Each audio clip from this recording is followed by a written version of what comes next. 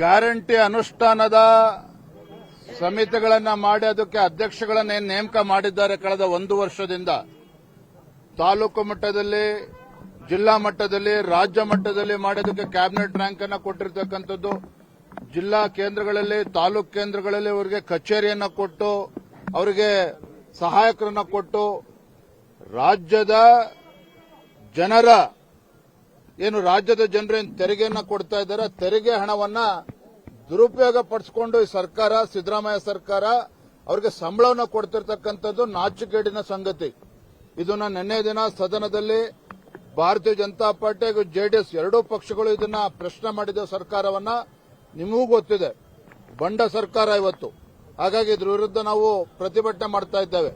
ಇವತ್ತು ರಾಜ್ಯಪಾಲರನ್ನು ಕೂಡ ಭೇಟಿ ಮಾಡ್ತಾ ಇದ್ದೇವೆ. ಎಲ್ಲಿ ಶಾಸಕರು ಸೋತಿದ್ದಾರೋ ಆ ಶಾಸಕರ ಮಕ್ಕಳನ್ನ ಇವತ್ತು ಗ್ಯಾರಂಟಿ ಸಮಿತಿ ಅಧ್ಯಕ್ಷನಾಗಿ ಮಾಡಿದ್ದಾರೆ. ಇವತ್ತು ಅಧಿಕಾರಿಗಳು ಸಭೆ ಕರೀತಾ ಇದ್ದಾರೆ. ಅಂದ್ರೆ ಒಟ್ಟಾರೆಯಾಗಿ ಈ ಸಂವಿಧಾನ ವಿರೋಧಿ ನಡೆ ಏನಿದೆ, ಇವತ್ತು ಹೈಕೋರ್ಟ್ನಲ್ಲೂ ಕೂಡ ಪ್ರಶ್ನೆ ಮಾಡಿದ್ದೇವೆ, ರಾಜ್ಯ ಉಚ್ಚ ನ್ಯಾಯಾಲಯಲ್ಲೂ ಕೂಡ ಇದೆ, ಇದು ಚರ್ಚೆ ಬರ್ತಾ ಇದೆ. ಆದರೂ ಕೂಡ ಈ ಸರ್ಕಾರದ ನಡೆಯ ವಿರುದ್ಧ ನಾವು ಪ್ರತಿಭಟನೆ ಮಾಡಿ ಇವತ್ತು ರಾಜ್ಯಪಾಲರನ್ನು ಕೂಡ ಭೇಟಿ ಮಾಡಿ ನಾವು ಮೆಮೊರಾಂಡಮ್ ಕೂಡ ಕೊಡ್ತೇವೆ. ಬಿಜೆಪಿ ಅವರು ಏನೇ ಬೇಕಾದ್ರೂ ಮಾಡಲಿ, ನಾವು ಕೊಟ್ಟೆ ಕೊಡ್ತೀವಿ ಅಂತ ಕಾರ್ಯಕರ್ತರು ಪಕ್ಷಕ್ಕಾಗಿ ದುಡಿದಿದ್ದಾರೆ.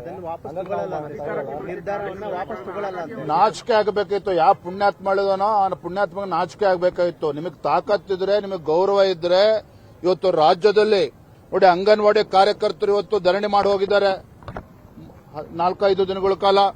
ಇವತ್ತು ದಾದಿಯವರು ಇವತ್ತು ಪ್ರೊಟೆಸ್ಟ್ ಮಾಡಿದ್ದಾರೆ. ಒಂದು 4-5 ದಿನಗಳ ಕಾಲ ಬೆಂಗಳೂರಿನಲ್ಲಿದ್ದು ನರ್ಸಸ್ಗಳು, ಆಶಾ ಕಾರ್ಯಕರ್ತರು.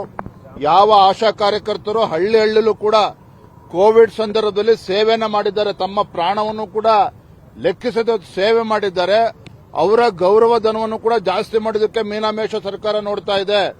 ಇವತ್ತು ಅತಿಥಿ ಉಪನ್ಯಾಸಕರು ಬೆಂಗಳೂರಿನಲ್ಲಿ 2-3 ದಿನಗಳ ಕಾಲ ಇವತ್ತು ಸತ್ಯಾಗ್ರಹ ಮಾಡೋಗಿದ್ದಾರೆ. ಅವರ ಅಹವಾಲುಗಳನ್ನ ಕೇಳಿಸ್ಕೊಳ್ತಕ್ಕಂಥ ಸೌಜನ್ಯ ಸರ್ಕಾರಕ್ಕಿಲ್ಲ. ಅವರ ಗೌರವಧನವನ್ನು ಕೂಡ ಜಾಸ್ತಿ ಮಾಡೋದಕ್ಕೆ ಈ ಸರ್ಕಾರ ಇವತ್ತು ಮೀನಾಮೇಷ ನೋಡ್ತಾ ಇದೆ. ಮತ್ತೊಂದು ಕಡೆ ಇವತ್ತು ಎಲ್ಲ ದುಬಾರಿ ಬೆಲೆ ಏರಿಸ್ತಾ ಇರ್ತಕ್ಕಂಥದ್ದು, ಪ್ರೈಸ್ ಹೈಕ್. ಮತ್ತೊಂದು ಕಡೆ ಇವ್ರಿಗೆ ಸರ್ಕಾರಿ ನೌಕರಿಗೆ ಸಂಬಳ ಕೊಡೋದಕ್ಕಾಗ್ತಾ ಇಲ್ಲ. ಬೇರೆ ಬೇರೆ ಇಲಾಖೆಗಳು ವಿದ್ಯುತ್ ಬಿಲ್ ಕಟ್ಟೋದಕ್ಕೆ ಸಾಧ್ಯ ಆಗ್ತಾ ಇಲ್ಲ, ಹಣ ಇಲ್ಲ ಅಂತೇಳಿ. ಮತ್ತೊಂದು ಕಡೆ ಗ್ಯಾರಂಟಿ ಅನುಷ್ಠಾನವನ್ನು ಮಾಡಿದ ಯಾಕೆ ಜಿಲ್ಲಾಧಿಕಾರಿಗಳು ಇಲ್ವಾ? ಹಾಗಾದ್ರೆ ಅಲ್ಲಿ ತಾಲೂಕು ಮಟ್ಟದಲ್ಲಿ ತಹಶೀಲ್ದಾರ್ಗಳಿಲ್ವಾ, ಅಧಿಕಾರಿಗಳಿಲ್ವಾ? ಇವರು ಯಾರು ಚುನಾವಣೆ ಸೋತಿದ್ದಾರೆ ಅಥವಾ ಯಾರು ಮಾಜಿ ಶಾಸಕರು ಮಕ್ಕಳಿದ್ದಾರೆ, ಇವರು ಕಾರ್ಯಕರ್ತರು ಬೇಕಾಗಾದ್ರೆ ಅದನ್ನ ಇಂಪ್ಲಿಮೆಂಟೇಷನ್ ಮಾಡೋದಕ್ಕೆ. ಹಾಗಾಗಿ ಇದನ್ನು ವಿರೋಧಿಸಿ ಭಾರತೀಯ ಜನತಾ ಪಾರ್ಟಿ ಹಾಗೂ ಜೆಡಿಎಸ್ ಇದನ್ನು ವಿರೋಧಿಸಿ ನಾವು ಪ್ರತಿಭಟನೆ ಮಾಡಿದ್ದೇವೆ.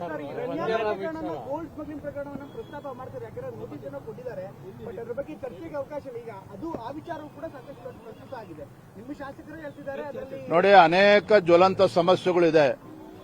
ಇವತ್ತು 9 ವಿಶ್ವವಿದ್ಯಾನಿಲಯಗಳನ್ನ ಮುಚ್ಚಾಕ್ತಕ್ಕಂಥ ದರಿದ್ರ ಪರಿಸ್ಥಿತಿ ಇವತ್ತು ರಾಜ್ಯ ಸರ್ಕಾರ ಏನು ಬಂದಿದೆ.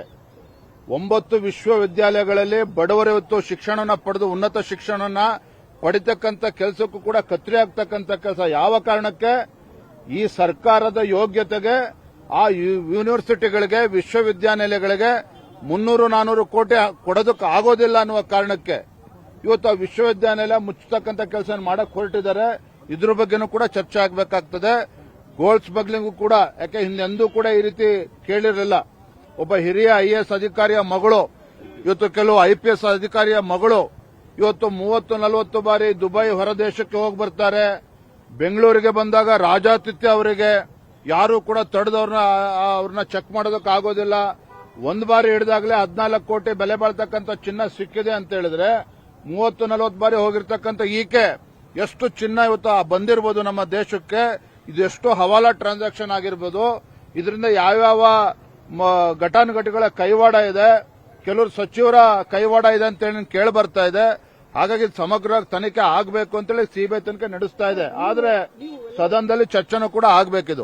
ಒಗ್ಗಟ್ಟಾಗಿ ಹೋರಾಟ ಮಾಡ್ತಿದ್ದೀರಿ ಈ ವಿಚಾರದಲ್ಲಿ, ಬಿಜೆಪಿ ಗ್ಯಾರಂಟಿ ಇರ್ಬೋದು, ಸ್ಮಗ್ಲಿಂಗ್ ವಿಚಾರ ಇರ್ಬೋದು. ಬಟ್ ನಿಮ್ದೇ ಶಾಸಕರಾದಂತ ಎಸ್ ಟಿ ಸೋಮಶೇಖರ್ ಅವರು ಬಿಜೆಪಿ ಮಂತ್ರಿಗಳ ಕೈವಾಡನೇ ಇರ್ಬೋದು, ಇದರಲ್ಲಿ ಬಿಜೆಪಿ ಬಾಯಿಗೆ ಬಂದಂಗೆ ಮಾತಾಡ್ತಿದೆ ಅನ್ನುವಂತ ಆರೋಪನ ನಿಮ್ಮ ಮೇಲೆ ಮಾಡ್ತಿದೆ. ಎಸ್ ಟಿ ಸೋಮಶೇಖರ್ ಅವರು ಯಾಕೆ ಹೇಳಿಕೆಗಳನ್ನ ಕೊಡ್ತಾ ಇದ್ದಾರೆ, ಸರ್ಕಾರದ ಪರವಾಗಿ ನಿಂತಿದ್ದಾರೆ, ನಿಮಗೆ ಗೊತ್ತಿದೆ. ಇದಕ್ಕೆ ನಾವು ಭಾರತೀಯ ಜನತಾ ಪಾರ್ಟಿ ನಾವು ರಾಜ್ಯ ಮಟ್ಟದಲ್ಲಿ ತೀರ್ಮಾನವನ್ನು ತೆಗೆದುಕೊಂಡು ಕೇಂದ್ರದ ವರಿಷ್ಠರಿಗೆ ಕಳಿಸ್ಕೊಟ್ಟಿದ್ದೇವೆ. ಎಲ್ಲದಕ್ಕೂ ಕೂಡ ನಾವು ಕೂಡ ಉತ್ತರ ಕಾಯ್ತಾ ಇದ್ದೇವೆ. ಒಂದು ಕಡೆ ಆಯಿತು. ಆದ್ರೆ ಇವತ್ತು ಪ್ರಶ್ನೆ ಇರ್ತಕ್ಕಂಥದ್ದು, ಇವತ್ತು ಒಂದು ಕಡೆ ಪ್ರೈಸ್ ಹೈಕು, ಮತ್ತೊಂದು ಕಡೆ ಇವತ್ತು ರಾಜ್ಯದ ಮೂಲೆ ಮೂಲೆಗಳಲ್ಲಿ ಬಂದು ಇವತ್ತು ಅಂಗನವಾಡಿ ಕಾರ್ಯಕರ್ತರು, ಇವತ್ತು ಆಶಾ ಕಾರ್ಯಕರ್ತರು,